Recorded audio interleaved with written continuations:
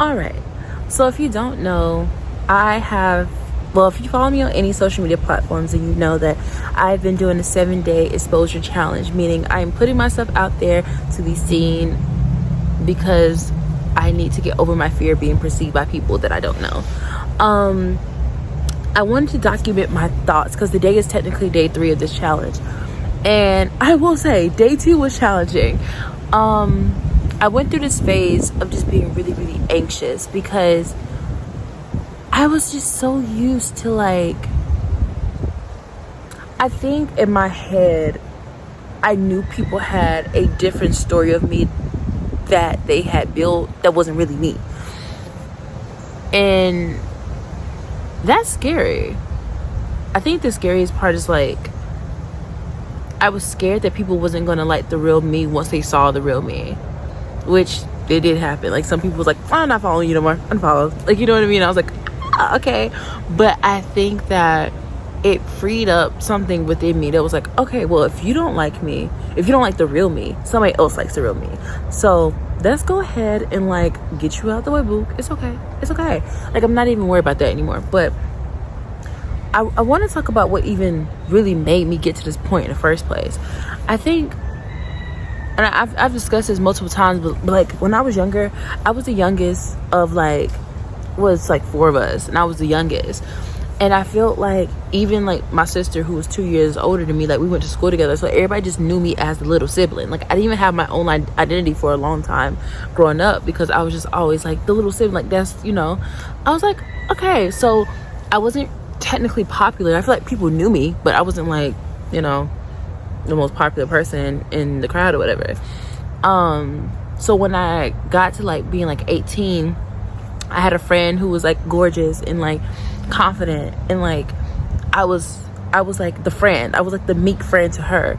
And it was like, I still didn't have my identity, like, at any point throughout that either, because I was just known as the friend. Like, and I think for so long, it was just like, I got comfortable. I was so comfortable with being the friend. I was so comfortable with being the sidekick. I was so comfortable with being like, yeah, like, I'm just me.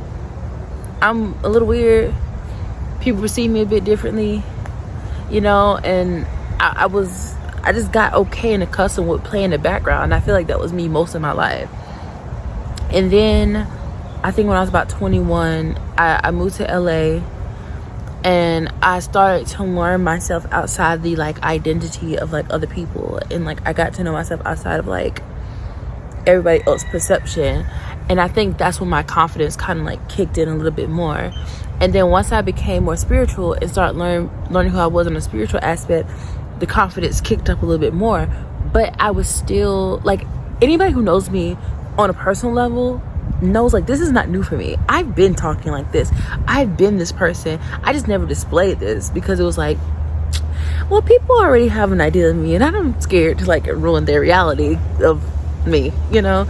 And maybe that is kind of a selfish way to think, that people are thinking about me in that way. But I just felt like for a long time, like, people just saw me as cute, pretty. Oh, that's her. Yeah, like, you know, very meek sometimes. I can be very loud sometimes. It just depends on who I'm around. But for a lot of it, I was becoming confident and private, but publicly I still had so much social anxiety. And I think a lot of my anxiety just had to do with, like, the thought of me not living fully in my truth publicly.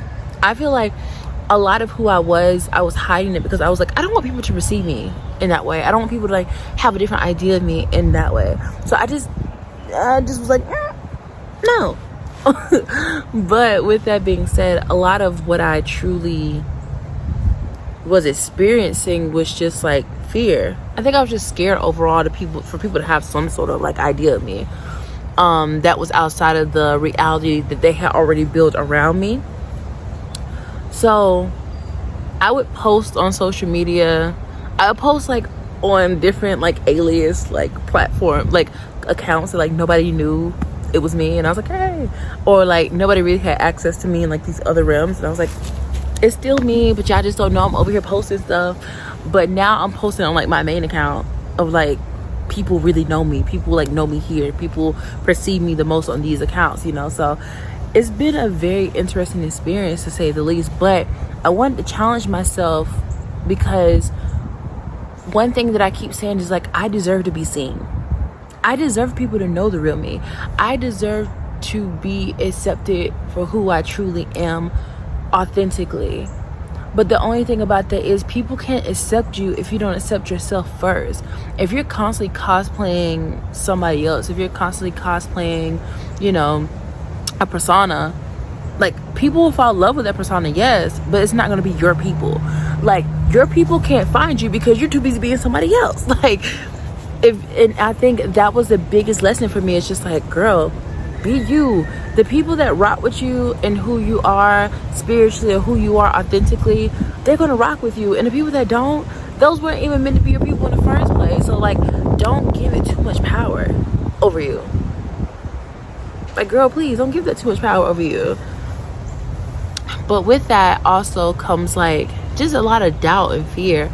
But today is day 3 of this challenge, and I feel a lot better now that the people that didn't rock with me unfollowed me. I feel better. I feel a lot better, because I'm like, oh my god, like, you weren't meant to be here anyways. You probably just wanted to kiss me where I pee at, so it's all right. Like, you can go. It's all right.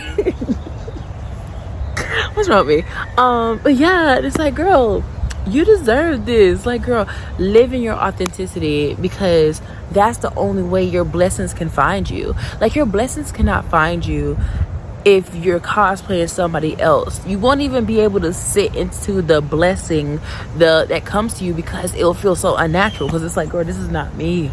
This is not what I'm supposed to be doing. This is not who I am. But the moment you say, hey, F it, I'm just gonna be me, and I'm gonna let people see my quirks, I'm gonna be goofy, I'm gonna be me, I'm gonna be spiritual, I'm gonna be this, I'm gonna be that, is when God, source, universe brings it all in, because you're not striving for anything. You're just existing.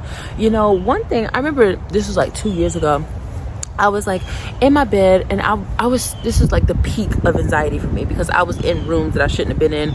I was in relationships that I shouldn't have been in, and my anxiety was here.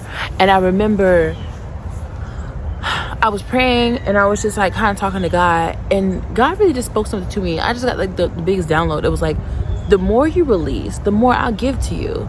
Like, God can't give you anything if your channel is constantly blocked. Like, if you're constantly overthinking, constantly anxious, constantly like riddled with anxiety and fear, because you're probably in relationships that you shouldn't be in, or probably, you know, entertaining different friends you shouldn't be entertaining, or doing things that you just know isn't aligned with you and your purpose in this world, then how can you be blessed? How can you get blessed? How you gonna win if you ain't right within, in the words of Lauryn Hill? How, Sway, how? So I think looking at it from that aspect of like, make sure you're releasing, make sure you're letting go, so you can ultimately receive the things that God wants for you. You know, the funny thing is, I feel like for the past 2 or 3 years, even 4, I feel like I was like clawing, trying to find my way through the world. Like, what's meant for me? Should I do this? Should I do that? Should I do this? Should I do that? And it's funny how when I let all that go, the opportunities presented itself. It was like, oh, now that you're not trying, here. You mean to tell me this whole time all I had to do was release, and the blessings will be manifested? Let's use our brains, people. Let's really use them. Is that a hawk? I think so. Wow. I really do like who I am when I'm free, though. I like who I am when I'm free. I like who I am when I'm not overthinking like everything possible. I like that. Something I always say is that also I feel like God assigns different souls to us in our lives on this earth, but you're not going to be able to help the souls that's connected to your name if you're cosplaying as somebody else.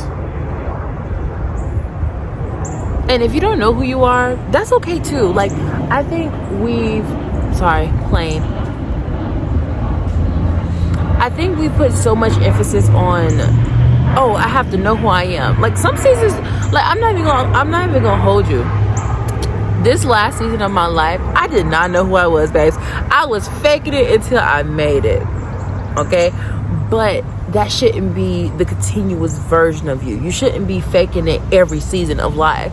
I was only faking it because I was like, I'm still trying to figure out who I am without the realms of religion or the realms of this identity, this false identity that I put on myself that I thought was me.